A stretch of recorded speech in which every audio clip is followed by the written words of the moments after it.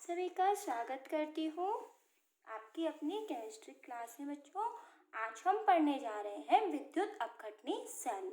आखिर विद्युत अपघटनी सेल क्या होते हैं? आज हम विद्युत अपघटनी सेल और विद्युत रासायनिक सेल, दो सेल पढ़ेंगे। ठीक है बच्चों। और हम विद्युत अपघटनी सेल कहते किसे हैं? विद्युत अपघटनी सेल का मतलब होता है ऐसे सेल जो विद्युत ऊर्जा को रासायनिक ऊर्जा में परिवर्तित कर दे। दोबारा सुन लीजिए, क्या कहा मैम ने? देखिए, मैंने लिख भी दिया आपके सामने, वह सेल जो विद्युत ऊर्जा को रासायनिक ऊर्जा में परिवर्तित कर दे। कौन सा सेल होता है बच्चों? विद्युत अपघटनी सेल। ठीक है, अब हम इसके लिए एक छोटा सा चित्र पढ़ेंगे बच्चों। एक छोटा सा डायग्राम बना लेते हैं इसको हम समझने के लिए। देखिए बच्चों, एक छोटा सा प्रारूप मैंने यहाँ तैयार कर दिया। इसके अंदर क्या होता है बच्चों? एक हमने क्या लिया? पात्र लिया। इस पात्र के अंदर क्या भरा होता है बच्चों? इस पात्र के अंदर यहाँ पर विद्युत अपघटय का विलयन भरा होता है। किसका विलयन भरा होता है बच्चों? विद्युत अपघटय। अब मैंने आपको समझा चुकी हूँ बच्चों, विद्युत अपघटय क्या होता है? जिनके अंदर धारा प्रवाहित हो जाती है, अर्थात जिसमें हमका पूर्ण वियोजन हो जाता है। कोई भी लवण ले लो, हमने यहाँ पर क्या ले लिया? NaCl। ठीक है, विद्युत अपघटय का हमने क्या ले लिया बच्चों? यहाँ से विलयन ले लिया। तो हमने क्या करा? NaCl को पानी में घोल दिया। अब एक तरफ आप देख रहे हैं यहाँ पर दो छड़ रखी हुई है। इसके अंदर एक तो अपना होता है कैथोड। ये तो क्या है बच्चों? कैथोड, जो आप ग्रेफाइट का बना सकते हो। और ये क्या है बच्चों? अपना एनोड। जो एनोड होता है अपना, ये नेगेटिव, और एनोड कैसा है यहाँ पे? पॉजिटिव। मैं आपको नेगेटिव पॉजिटिव की अवधारणा बता दूं बच्चों। नेगेटिव और पॉजिटिव में होता क्या है? जिसके ऊपर ऑक्सीकरण की क्रिया होती है वो एनोड होता है, जिस पर रिडक्शन की क्रिया होती है अपचयन, वो कैथोड होता है। प्लस और माइनस से कोई अंतर यहाँ पर नहीं पड़ता। ठीक है बच्चों, तो ये क्या है? अपना एनोड है, और ये क्या है बच्चों? अपना कैथोड है। ये क्या लगा रखा हमने? ये हमने सेल लगा रखा है, प्लस और माइनस।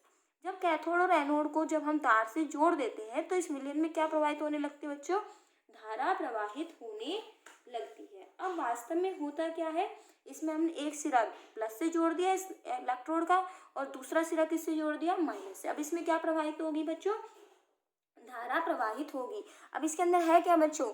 Na+ और Cl-। इसका मतलब इसमें कौन कौन से आयन है? Na+ और Cl-। अब जैसे ही आप जानते हैं धारा प्रवाहित होगी तो होगा क्या बच्चों उस स्थिति में? ये Na+ कौन सा आवेशित आयन है? Plus ion. तो ये किसकी ओर गमन करने लगेगा? ऋणावेश की ओर। और ये Cl- से किसको गमन करने लगेगा? एनोड की ओर। इसी तरह से होगा यहाँ पे कि सोडियम आयन तो गमन करने लगेगा यहाँ, और क्लोराइड आयन गमन करने लगेगा यहाँ। ठीक है बच्चों, इस तरह से यहाँ पर क्या होने लगता है? रिएक्शन होने लगती है। ठीक है बच्चों, एक चीज मैं आपको बता दूं, इस समय ये जो विद्युत अपघटय हमने लिया है NaCl, ये कौन सी अवस्था में लिया है हमने? पिघली हुई अवस्था में। पिघली हुई अवस्था में। इसका मतलब इस समय जो NaCl हमने लिया है, इस समय केवल और केवल जो नमक है इसको हमने पिघला कर लिया हुआ है। कोई दिक्कत नहीं है, पिघला के ले सकते हैं नमक, द्रवित अवस्था में ले लिया। तो अब इस समय क्या होगा बच्चों? कैथोड और एनोड पर क्या अभिक्रिया होगी वो हम देख लेते हैं। कैथोड पर रिएक्शन। कैथोड पर रिएक्शन आप समझ गए होंगे। धारा प्रवाहित करते धनावेश से आयन जाएगा अपना कैथोड की, ऋणावेश जाएगा एनोड की ओर। कैथोड पर रिएक्शन क्या होगी बच्चों? कैथोड पर माइनस है, कौन जा रहा है? Na+। कौन जा रहा है? अपना Na+। Na+ क्या करेगा? कैथोड से जाके इलेक्ट्रॉन को ग्रहण करेगा। जैसे ही इलेक्ट्रॉन ग्रहण करेगा क्या बन जाएगा? सोडियम बन जाएगा। क्लोराइड आयन अब क्या होगी? एनोड पर रिएक्शन। तो बच्चों एनोड पर क्या रिएक्शन होगी? यहाँ पे ये जो क्लोराइड आयन है जो अपना, ये एनोड पर इलेक्ट्रॉन मुक्त करेगा, जिसकी वजह से यहाँ से कौन सी गैस मुक्त हो जाएगी? क्लोरीन गैस यहाँ से मुक्त हो जाएगी। ½ Cl2, ताकि ये क्लोराइड आयन है, और इलेक्ट्रॉन यहाँ से क्या हो जाएगा? मुक्त हो जाएगा। टोटल रिएक्शन क्या बनी बच्चों इस समय? इसका मतलब कैथोड पर सोडियम तथा एनोड पर क्लोरीन प्राप्त होता है। एक चीज और मैं आपको क्लियर कर दूं यहाँ पर बच्चों, यदि NaCl का जलीय विलयन लिया जाए, NaCl का जलीय विलयन लिया जाए, इसका मतलब NaCl को हम किस में घोल दिया? अगर पानी में खोल दें तो अभिक्रिया क्या होगी। इसका मतलब इस समय हमारे पास क्या होगा, NaCl होगा और H2O होगा। उस कंडीशन में बच्चों कौन कौन से आयन हमें प्राप्त होंगे, Na+Cl-, H2O में से H+ आयन और OH- होगा क्या बच्चों, अगर NaCl का जलीय लिया जाता है तो Na+ और OH- ये मिलके क्या बना देता है, Na+ और OH- मिलके बना देता है NaOH, तथा इसमें H पर कौन सा आवेश है, प्लस आवेश, इसीलिए ये H+ आयन किसकी ओर गमन करता है, ऋणावेशित इलेक्ट्रोड की ओर। कैथोड कैसा है, ऋणावेशित इलेक्ट्रोड है, इसलिए H+ आयन कैथोड की ओर गमन करता है तथा वहां से इलेक्ट्रॉन ग्रहण करके किसमें कन्वर्ट हो जाता है, हाइड्रोजन गैस में कन्वर्ट हो जाता है। जबकि जो ये एनोड है बच्चों अपना, उस कंडीशन में Cl- वही इलेक्ट्रॉन त्यागता है और ये बनाता है। कहने का अर्थ ये हुआ बच्चों, यदि आपको, चलो मैं आपको शॉर्ट में लिखवा देती हूँ इस चीज को, यदि अपन क्या कहते हैं, NaCl ही लिया जाता है, केवल क्या लिया जाता है, NaCl, और इसका विद्युत अपघटन किया जाता है, विद्युत अपघटन किया जाता है, तो हमें सोडियम, इसका मतलब यहाँ से सोडियम प्राप्त हो जाएगा और क्लोरीन गैस प्राप्त होती है। लेकिन अगर NaCl का जलीय विलयन लिया जाता है तो ध्यान रखिएगा हमारे पास क्या प्राप्त होता है, NaOH, हाइड्रोजन गैस और क्लोरीन गैस प्राप्त होती है। ठीक है, तो पहले जो हमने ये जो अपन ने चित्र बनाया ना बच्चों, इसके अंदर केवल NaCl लिया है पहली अवस्था में। ठीक है, लेकिन अगर मैं इसकी बात करूं तो यहाँ पर अगर जलीय विलयन ले लिया जाए तो हाइड्रोजन और क्लोरीन गैस प्राप्त होती है। क्लियर हुआ आपको। ठीक है बच्चों, तो ये तो हुआ विद्युत अपघटनी सेल के बारे में। विद्युत अपघटनी सेल में एक चीज याद रखिएगा बच्चों कि यहाँ पर एक ही पात्र में कैथोड और एनोड लिए जाते हैं, जिसमें एनोड पॉजिटिव होता है तथा कैथोड नेगेटिव होता है। दूसरी चीज, एक चीज और देखिएगा, कैथोड पर इलेक्ट्रॉन क्या किए जा रहे हैं, ग्रहण किए जा रहे हैं, जबकि एनोड पर इलेक्ट्रॉन क्या करे जा रहे हैं, देखो इलेक्ट्रॉन त्यागे जा रहे हैं। तो एक चीज मैं आपको बता दूं, कैथोड एनोड पर हमेशा क्या होते हैं, इलेक्ट्रॉन त्याग होता है, और इलेक्ट्रॉन त्याग को हम क्या कहते हैं, ऑक्सीकरण। जो कि आप इलेक्ट्रॉन त्याग को ऑक्सीकरण कहते हैं, ये 11th क्लास के आप 8वें चैप्टर में पढ़ चुके हैं। 8th चैप्टर था रिडक्शन, ऑक्सीडेशन रिडक्शन, ऑक्सीकरण अपचयन, जहां आपने पढ़ा था कि ऑक्सीकरण का अर्थ होता है इलेक्ट्रॉन त्याग, और जिस इलेक्ट्रोड पर इलेक्ट्रॉन त्याग की रिएक्शन होती है उसको हम क्या कहते हैं, एनोड कहते हैं। कभी भी माइनस और प्लस नहीं कहते हैं। आपसे पूछा जाए एनोड कैसा होता है तो आप बताएंगे एनोड पर ऑक्सीकरण होता है, ऑक्सीडेशन होता है। दूसरी बात, आप कैथोड को याद कीजिएगा हमेशा, कैथोड पर क्या होते हैं, इलेक्ट्रॉन का ग्रहण होता है, और इलेक्ट्रॉन ग्रहण को हम क्या कहते हैं, अपचयन कहते हैं। तो एनोड पर ऑक्सीकरण की रिएक्शन होती है, जबकि कैथोड पर अपचयन की अभिक्रिया होती है, चाहे कोई भी सेल हो। देखिए ये चीज आपको हेल्प करेगी, प्लस और माइनस से कोई फर्क नहीं पड़ता है बच्चों, ये ध्यान रखना। ठीक है, अब हम बात करते हैं विद्युत रासायनिक सेल की। देखिए बच्चों, अब हम बात करते हैं विद्युत रासायनिक सेल की। एक मैंने छोटा सा डायग्राम यहाँ पे अधूरा बनाया हुआ है ताकि हम साथ साथ समझते हुए चलेंगे। विद्युत रासायनिक सेल, अभी आपने पढ़ा विद्युत अपघटित, जो हमने पढ़ा अभी विद्युत अपघटनी सेल, उसका मतलब था विद्युत ऊर्जा को रासायनिक ऊर्जा में परिवर्तन करना। लेकिन इसका मतलब क्या होगा, विद्युत रासायनिक सेल का उल्टा होगा, रासायनिक ऊर्जा को विद्युत ऊर्जा में परिवर्तित करना। तो हमने लिख दिया वह सेल जो रासायनिक ऊर्जा को विद्युत ऊर्जा में परिवर्तित कर दे, तो वो कौन सा होगा, विद्युत रासायनिक सेल। अब इस चित्र की बात कर लेते हैं कि मैम ने ये क्या बना रखा है। देखिए बच्चों, हमने एक पात्र लिया है, ये बाहर का पात्र आपको दिखाई दे रहा है। देखिए इसको साथ साथ हम करते चलते हैं बच्चों। ये आपको एक पात्र दिखाई दे रहा है, ये पात्र दिख रहा है आपको, ठीक है। एक दूसरा पात्र दिख रहा है आपको, ये पात्र दिख रहा है, दो पात्र लिए हैं, ठीक है। पहले पात्र में हमने किसकी छड़ भिगोई हुई है, जिंक की छड़ भिगोई हुई है, ये जिंक की छड़ है। और दूसरे पात्र में किसकी छड़ डाली हुई है हमने, ये दिख रहा है आपको कॉपर की छड़। क्लियर हो गई ये चीज। अब हम इसके बाद बात बता दें आपको कि इसके अंदर हमने क्या डालना है। जहां हमने जिंक की छड़ डाली है इसके अंदर हम यहाँ पर इसको किस विलयन में डालते हैं। देखो ये विलयन बना दिया, तो ये जो विलयन होता है बच्चों, ये विलयन होता है किसका, जिंक सल्फेट का। इसका विलयन है जिंक सल्फेट का। कितनी सांद्रता का, 1 मोलर सांद्रता का, अर्थात 1 लीटर में 1 मोल अगर जिंक सल्फेट घोल दे तो 1 मोलर सांद्रता होगी। इसी प्रकार से ये जो कॉपर छड़ है वो किसमें डूबी हुई है बच्चों? कॉपर सल्फेट के विलयन में। ये किसका विलयन है बच्चों? कॉपर सल्फेट का विलयन। ठीक है, कॉपर सल्फेट विलयन है। ठीक है, कितनी सांद्रता का? 1 m सांद्रता। ध्यान रखिए विलयन है अर्थात पानी में घुला हुआ है। इसके बाद ये जो दोनों विलयन है यहाँ पर ये किससे जुड़े हुए हैं बच्चों? ये जुड़े हुए हैं हमारे पास, ये जो आपको दिख रहा है बच्चों, इस तरह से हमने इसको थोड़ा सा इस तरह से कर दिया आपने। ये जो आपको दिख रही है यू शेप की नली आपको दिख रही है बच्चों, ये जो यू शेप की आपको नली दिख रही है, ये यू शेप, देखो यू शेप की नली है, इसका नाम क्या है बच्चों? लवण सेतु। अर्थात सेतु मतलब क्या होता है? जोड़ना। भाई सेतु मतलब ब्रिज, अर्थात सॉल्ट ब्रिज, अर्थात इन दोनों को जोड़ना। इन दोनों को जोड़ा किससे जा रहा है? इस यू आकार की नली को। यू आकार की नली, कांच की नली क्या कहते हैं? लवण सेतु। इसके अंदर बच्चों विलयन भरा रहता है KCl या KNO3 का। किसका विलयन भरा होता है बच्चों? KCl या KNO3। मैंने क्या लिख दिया? KCl या KNO3। अभी बताएंगे थोड़ी थोड़ी में, पहले तो हम इसका प्रारूप क्लियर कर दें। हमने इस जिंक छड़ और कॉपर छड़ को किससे जोड़ा है? हमने तार से जोड़ा है। कैसा? तांबे का तार ले लिया नॉर्मली, तो हमने एक पात्र लिया जिसमें जिंक सल्फेट का विलयन भरा हुआ है तथा जिंक की छड़ डूबी हुई है। हमने दूसरे पात्र में कॉपर सल्फेट का विलयन ले लिया जिसमें कॉपर की छड़ डूबी हुई है। और ये दोनों जो अपने पास छड़े हैं वो किससे जुड़ी हुई है हमारे पास? ये हमारी संयोजक तार से जुड़ी हुई है। ठीक है, इससे अब होगा क्या अब आगे? और बीच में गोला देख रहे हो, ये क्या है? ये गैल्वेनोमीटर है। क्या है बच्चों? गैल्वेनोमीटर, जिसको मैंने किससे रिप्रेजेंट कर दिया? G से। ये काम क्या करेगा? अब देखते हैं अब होगा क्या।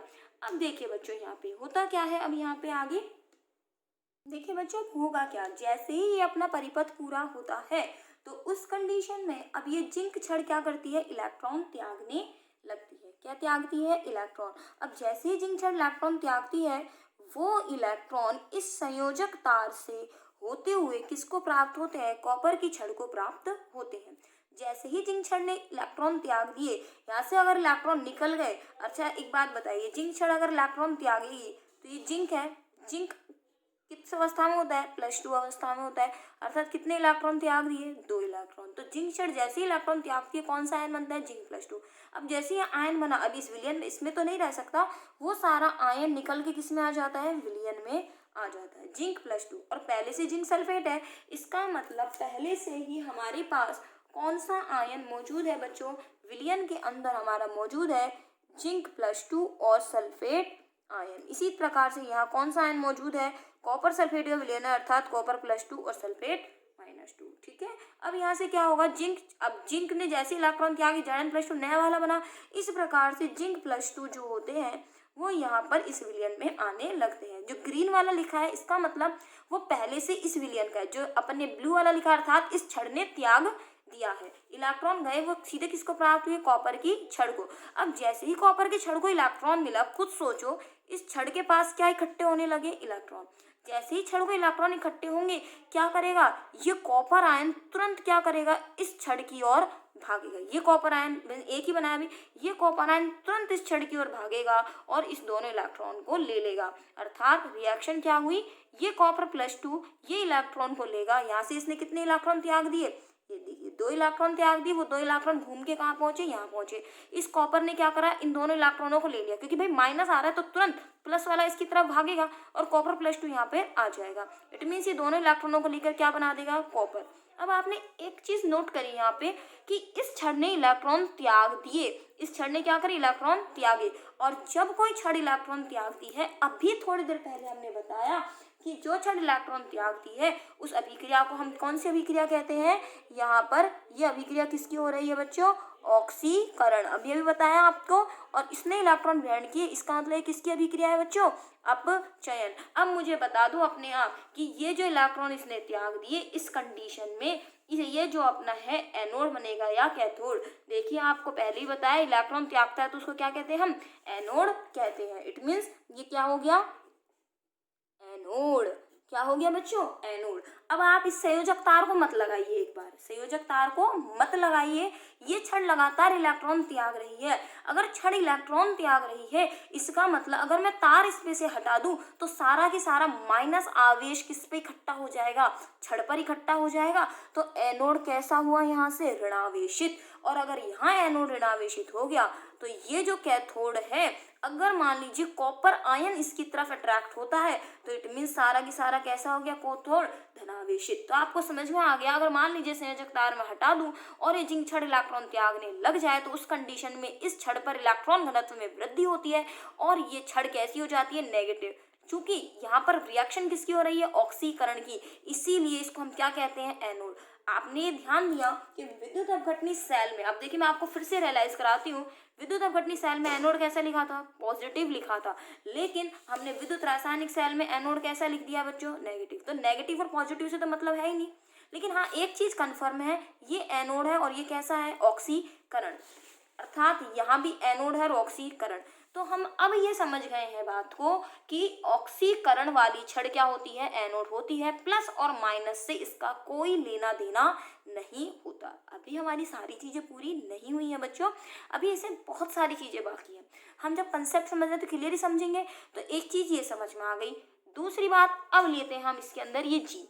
अब ये जी क्या करता है बच्चों, गैल्वेनोमीटर का क्या काम होता है, गैल्वेनोमीटर का काम होता है कि ये धारा की दिशा बताता है। जब हम गैल्वेनोमीटर को इसमें लगाते हैं बच्चों तो यहाँ पर धारा की दिशा, अब हमें थोड़ी दिखता है वहां पे कि छड़ ऋणावेशित हुई तो ये छड़ धनावेशित हुई, हमें तो कंफर्मेशन चाहिए ना भाई। हमने तो यहाँ तुम्हें बता दिया इलेक्ट्रॉन त्याग रही इलेक्ट्रॉन, लेकिन आपको कैसे पता चला कि यहाँ इलेक्ट्रॉन त्यागे जा रहे हैं या ग्रहण किए जा रहे हैं, दिखता थोड़ी है। आप छड़ को डुबो दीजिए, दिखता थोड़ी है पूरे सेल के अंदर कि इलेक्ट्रॉन निकल निकल के भाग रहे हैं। अगर किसी ने इलेक्ट्रॉन को ऐसे देखा है तो मुझे बता देना, इलेक्ट्रॉन दिखते थोड़ी हैं। लेकिन हमारे पास एक एपरेटस है, उसका नाम क्या है, गैल्वेनोमीटर। गैल्वेनोमीटर क्या बताता है बच्चों, ये बताता है हमें धारा की दिशा। किसकी दिशा बताता है, धारा की दिशा। अब मुझे बता दो धारा की दिशा क्या होती है बच्चों, धारा की दिशा होती है प्लस से माइनस की ओर। किसकी ओर होती है, प्लस से माइनस की ओर। हुआ क्या बच्चों यहाँ से कि हमने जब यहाँ पर देखा तो गैल्वेनोमीटर का जो विक्षेप आया वो किस ओर आया, लेफ्ट साइड आया, अर्थात यहाँ घूम गया। अर्थात धारा कहाँ से कहाँ जा रही है, कॉपर छड़ से जिंक छड़ की ओर जा रही है। कन्फर्म हो गया। और धारा अगर कॉपर छड़ से जिंक छड़ की ओर जा रही है तो कॉपर छड़ के ऊपर कौन सा आवेश है, प्लस, क्योंकि धारा की दिशा क्या होती है, प्लस से माइनस। तो एक तो कंसेप्ट समझ लिया। अब दूसरा हमें इससे पता चल गया, गैल्वेनोमीटर ने साफ कह दिया कि भैया धारा का जो विक्षेप है ना वो लेफ्ट साइड में है। इट मीन्स धारा प्लस से माइनस होती है, धारा कॉपर से जिंक की ओर जा रही है। अर्थात ये निश्चित हो चुका है बच्चों, डेफिनेट, इट इज डेफिनेट है यहाँ पे ये चीज कि कॉपर जो यहाँ रॉड है, ये कॉपर छड़ है, ये कौन सी है, पॉजिटिवली चार्ज्ड है, ये धनावेशित है। और ये कैसा है, ऋणावेशित है। ठीक है, अब ये ऋणावेशित है, हमें पता है जिंक और कॉपर में से इलेक्ट्रॉन कौन त्यागेगा, जो ज्यादा क्रियाशील है। तो जिंक ज्यादा क्रियाशील है, इलेक्ट्रॉन यही त्यागेगा तो ये ऑक्सीकरण दिखा रहा है, और ऑक्सीकरण दिखा रहा है तो उसे हम क्या कहते हैं, एनोड। तो हर एक चीज की पुष्टि हो गई। गैल्वेनोमीटर से हमें ये पता चल गया इसमें कौन पॉजिटिव और कौन नेगेटिव है। आई बात समझ आपको, ये चीज मैं आपको बताने की कोशिश कर रही थी। लिखने की चिंता मत कीजिएगा बच्चों, मैं आपको लिख दूंगी, ये नोट्स वगैरह में आप ये प्रॉपरली लिख पाएंगे। हालांकि यह आपने 11th क्लास में पूरा पढ़ा है, आपने समझ भी आ गया होगा 11th क्लास में। बस यहाँ तो केवल एक बार रिवाइज हो रही है ये चीज क्या चीज है। ठीक है, चलिए अब आगे देखते हैं हम ये लवण सेतु क्या काम कर रहा है, सॉल्ट ब्रिज। इसका नाम क्या बच्चों, सॉल्ट ब्रिज कहते हैं। अब आपने एक चीज देखी कि यहाँ से मैंने नीले रंग की जिंक प्लस आयन दिखा रहे हैं, सल्फेट आयन कितना दिखा रहे हैं, एक। अगर 2 जिंक आयन भी इसके अंदर आ गए तो यहाँ जिंक आयन लगातार बढ़ते जाएंगे। अर्थात क्या बढ़ता जा रहा है, पॉजिटिव बढ़ता जा रहा है, प्लस बढ़ता जा रहा है ना, बिल्कुल मैडम, निश्चित रूप से प्लस बढ़ता जा रहा है। यहाँ से ये कॉपर डायरेक्ट इसके अंदर जाता जा रहा है, क्योंकि इलेक्ट्रॉन मिलते जाएंगे, सारा कॉपर निकल निकल के कहाँ जाएगा। अगर मान लीजिए मैंने एक और कॉपर सल्फेट यहाँ से लिख दिया, कॉपर सल्फेट इस विलयन में है क्योंकि यहाँ पर क्या है, ये देखिए कॉपर सल्फेट। चलो मैं उतने ही सल्फेट आयन भी बना दूं तो ये क्या होने लगेंगे, ये कॉपर इसके पास जाने लगेंगे। तो विलयन में क्या घटने लगेगा, विलयन के अंदर ऋणावेश इकट्ठा हो जाएगा, यहाँ विलयन के अंदर धनावेश। तो अर्थात ये पूरा विलयन धनावेशित होने लगेगा और ये विलयन कैसा होने लगेगा, ऋणावेशित। क्यों होने लगेगा, सारा कॉपर तो यहाँ जमा हो गया, सल्फेट सल्फेट रह गया, सल्फेट गैस ऋणावेश, यहाँ सारा तो जिंक जो है बाहर आने लग गया, अर्थात यहाँ धनावेश ज्यादा हो गया और यहाँ ऋणावेश ज्यादा हो गया। तो इसका मतलब विलयन उदासीन नहीं रहा। अब विलयन उदासीन नहीं रहा, तो ये साल्ट ब्रिज करता क्या है, यहाँ पर कौन ज्यादा आने लग गया, जिंक प्लस ज्यादा आने लग गया, तो इस विलयन में से निकल के क्या आने लग जाते हैं बच्चों, यहाँ की तरफ नेगेटिव जो आवेश है वो बाहर आने लगता है, ताकि ये विलयन क्या बना रहे, उदासीन। यहाँ से क्या ज्यादा है, यहाँ पर माइनस ज्यादा है, तो यहाँ से क्या बाहर आने लगता है, यहाँ से पॉजिटिव आयन बाहर आने लगते हैं, जिसकी वजह से ये विलयन पूरी तरह से उदासीन बना रहता है। समझ में आ गया। तो विलयन को उदासीन बनाए रखने के लिए इसकी आवश्यकता होती है। क्लियर, समझ आ गई होगी अब आपको ये चीज। अब आगे मैं आपको एक चीज और बता दूं यहाँ से कि लवण सेतु का और क्या काम है। सेतु है तो दोनों विलयनों को जोड़ने का कार्य करता है। किसका काम करता है, दोनों विलयनों को जोड़े रखने का कार्य लवण सेतु करता है। ठीक है, और क्या काम करता है, विद्युत परिपथ को उदासीन बनाए रखता है ताकि शॉर्ट सर्किट नहीं हो, तो उदासीन बनाए रखता है, परिपथ को पूर्ण करता है, विद्युत धारा का प्रवाह बनाता है तथा दोनों विलयनों को अलग अलग रखकर इनको संपर्क में बनाए रखता है। तो संपर्क बनाए रखने का काम है, विद्युत धारा लगातार प्रवाहित होती रहती है और दोनों विलयन क्या बने रहते हैं, इसकी वजह से उदासीन बने रहते हैं। ठीक है बच्चों, अब आपको दो तीन चीजें इसके अंदर पता करनी है कि यहाँ पर एक तो ये बता दूं मैं आपको, ये पूरा जो चित्र है इसको हम डेनियल सेल भी कहते हैं। देखो मैं नाम लिख देती हूँ, इसको हम क्या कहते हैं, डेनियल सेल भी कहते हैं, या इसका दूसरा नाम है, इसको हम लेक्लांशी सेल भी कहते हैं। ठीक है, इस समय डेनियल सेल में जो रिएक्शन हो रही है कंप्लीट रूप से वो क्या हो रही है, यहाँ से ये जिंक है, वहां से क्या है, वो कॉपर +2 आयन है। ठीक है, जिंक आयन जिंक +2 त्यागता है और कॉपर आयन किस में चेंज हो जाता है, कॉपर में। देखो जिंक से जिंक +2 बन रहा है और कॉपर +2 से कॉपर बन रहा है। ठीक है, तो ये यहाँ से रिएक्शन किस में होती है, डेनियल सेल में होती है। क्लियर हो गया बच्चों, यहाँ से डेनियल सेल में होने वाली रिएक्शन कौन सी है, डेनियल सेल में होने वाली रिएक्शन ये है जो पेपर में पूछी जाती है। वैसे आपकी वापस टॉपिक आएगा बच्चों, वहां मैं क्लियर करूंगी, लेकिन ये चित्र है ये आपका पूरा क्लियर कट कर देगा कि हाँ इसके अंदर धारा की दिशा क्या होती है बच्चों, वो मैं आपके सामने लिख देती हूँ।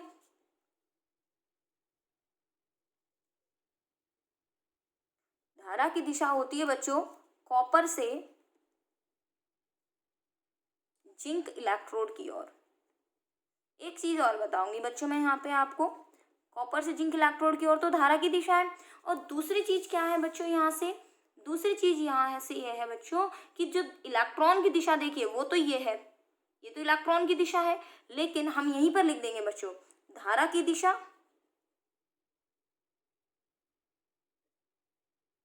वो कौन सी है बच्चों, वो इस साइड है। ठीक है, और इलेक्ट्रॉन की दिशा ये जी समझ लेना, ये इस चीज के लिए, इलेक्ट्रॉन की जी दिशा मत लिख देना, ये जी इसके लिए आप चाहो तो मत लिखो इसको, इलेक्ट्रॉन की दिशा वो किस ओर है, वो इस ओर है। इलेक्ट्रॉन की दिशा और धारा की दिशा एक दूसरे के विपरीत होती है। ठीक है, तो यहाँ पर जो धारा की दिशा है वो कॉपर से इलेक्ट्रोड की ओर है तथा धारा का प्रवाह किसके माध्यम से हो रहा है, धारा का प्रवाह यहाँ से हो रहा है आयनों के माध्यम से, आयनों के माध्यम से। ठीक है, तीसरी चीज और कुछ हमारे यहाँ से बची गया, ऑक्सीकरण अपचयन हो गया हमारे यहाँ से। एक चीज और बता देती हूँ बच्चों, डेनियल ये विद्युत रासायनिक सेल के लिए आपको एक चीज ये याद कर लीजिएगा, ALON। ए का मतलब क्या है बच्चों, एनोड, एल का मतलब क्या है, लेफ्ट, ओ का मतलब क्या है, ऑक्सीडेशन, और एन का मतलब क्या है, नेगेटिव। इट मीन्स ए से एनोड है, किस ओर है, लेफ्ट साइड है, कैसा है, ऋणावेशित अभिक्रिया किसकी हो रही है, ऑक्सीकरण की। देखो एनोड है, लेफ्ट में बाईं तरफ है, ऑक्सीडेशन मतलब ऑक्सीकरण हो रहा है, एन मतलब नेगेटिव अर्थात ऋणावेशित है। अब है हमारा इसका सेल आरेख कैसे लिखते हैं, सेल आरेख। हालांकि मैं वापस टॉपिक लूंगी आपका सेल आरेख का, फिर भी मैं आपको यहाँ पे सेल आरेख लिखना सिखा देती हूँ बच्चों।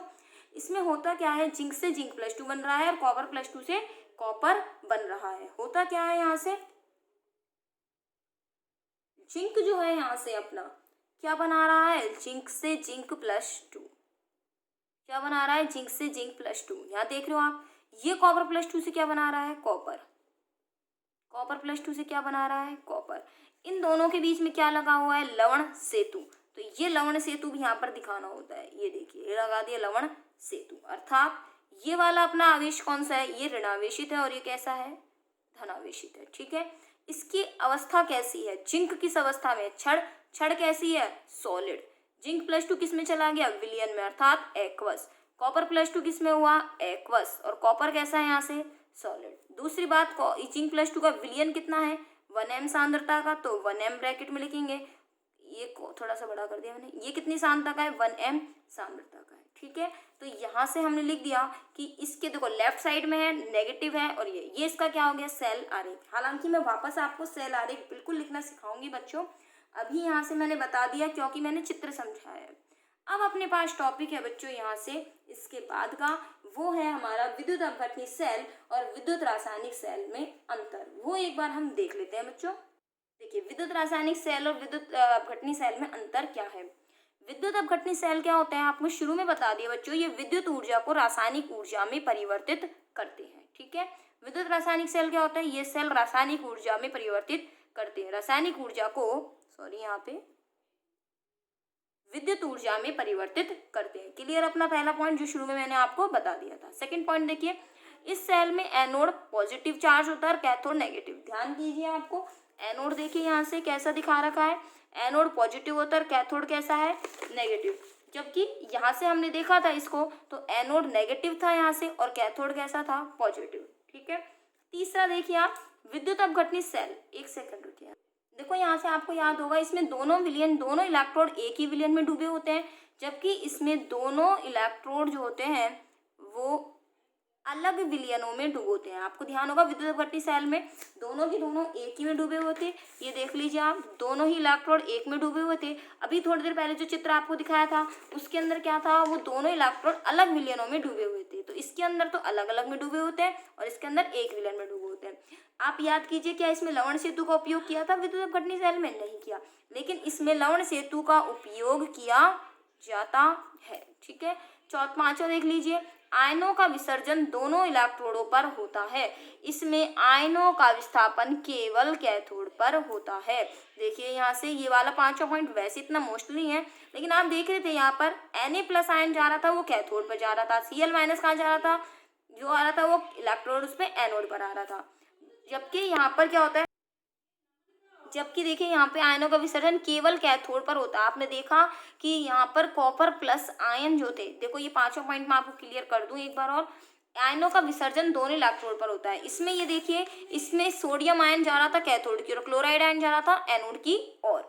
देखिए, तो इसमें हमने पढ़ लिया था विद्युत अपघटनी सेल में आयनों का विसर्जन दोनों ओर हो रहा था। जबकि यहाँ देखिए कि जो जिंक आयन क्या एनोड की ओर जा रहे हैं, नहीं, एनोड से बाहर जा रहे हैं, जबकि कॉपर आयन अट्रैक्ट किसकी ओर हो रहा है, कैथोड की ओर है। तो आयन का विसर्जन केवल और केवल कहाँ हो रहा है, कैथोड पर हो रहा है, दूसरी जगह नहीं हो रहा है। तो ये 5 बिंदु थे बच्चों, आप चाहें तो देख लीजिए बच्चों एक बार और। यहाँ पे यह आपके सामने पूरा लिखा हुआ है, विद्युत रासायनिक सेल और विद्युत अपघटनी सेल में अंतर। बच्चों इसका आप स्क्रीनशॉट ले सकते हैं साथ साथ, क्योंकि ये आपको नोट्स में नोट करना होगा। चाहे तो मैं आपको PDF में डाल दूंगी इस चीज़ को, अब वहाँ से नोट कर लीजिएगा। ठीक है बच्चों, तो यहाँ तक ये अपनी चीज़ कंप्लीट हो जाती है। बच्चों मैं आपको क्वेश्चन इंपॉर्टेंट एग्जाम की दृष्टि से बता दूं, ये चीज़ समझनी जरूरी थी हमारे लिए चैप्टर को आगे कंटिन्यू पढ़ने के लिए, इसलिए मैंने आपको ये समझाया। हालांकि विद्युत रासायनिक सेल विद्युत अपघटनी सेल में अंतर आपसे कोई नहीं पूछता वैसे, लेकिन विद्युत अपघटनी सेल और विद्युत रासायनिक सेल में 2 अंतर आपसे पूछे जा सकते हैं। इट में भी इम्पॉर्टेंट नहीं कहूँगी, 2 अंतर कभी आपसे पूछे जा सकते हैं, हो सकता है नहीं भी पूछे जाए, लेकिन पता होना चाहिए हमें बच्चों, क्योंकि विद्युत रसायन जो है वो पूरी की पूरी विद्युत रासायनिक सेल पर ही बेस्ड है। और रही इसके नोट्स की बात, बच्चों आपको PDF मिल जाएगी, उसमें से आप नोट्स नोट कर लीजिएगा। आपको अच्छा लगता है बच्चों, आपको लगता है कि हमें बेनिफिट्स हो रहे हैं इस वीडियो से, हमें अच्छा लग रहा है, तो हम आप भी शेयर भी तो करना चाहिए ना, हम भी तो अपनी पढ़ाई आप तक शेयर कर रहे हैं, पहुंचा रहे हैं। तो बस आपको ये करना है कि आप अपनी इस वीडियो को आगे भी अपने फ्रेंड्स के साथ शेयर कीजिए, उन्हें भी इस वीडियो तक पहुँचने दीजिए कि हाँ हमें अच्छा लग रहा है, लॉकडाउन में हमारी पढ़ाई हो रही है, आगे भी पढ़ाई सबकी हो जाए बच्चों। ठीक है, चलिए मिलते हैं अब आपने नेक्स्ट टॉपिक के साथ बच्चों। आज का टॉपिक यही समाप्त करते हैं, मिलते रहेंगे, धन्यवाद।